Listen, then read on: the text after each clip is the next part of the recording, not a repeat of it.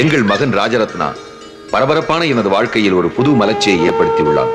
அவனை பார்க்கும் போதெல்லாம் என் தகப்பனார் என்னிடம் வைத்திருந்த பாசமும் அன்பும் எனக்கு நினைவுக்கு வருகிறது. தொழிலில் ஒரு நல்ல வக்கீலாக என்னை நிலைப்படுத்திக் கொள்ள முயற்சிக்கிறேன். ஆனால் தாழ்ந்த குலத்தைச் சேர்ந்தவன் என்பது ஒரு தடையாக உள்ளது. என் மகன் ராஜரத்னா தான் எனக்கு ஆறுதலாக உள்ளான்.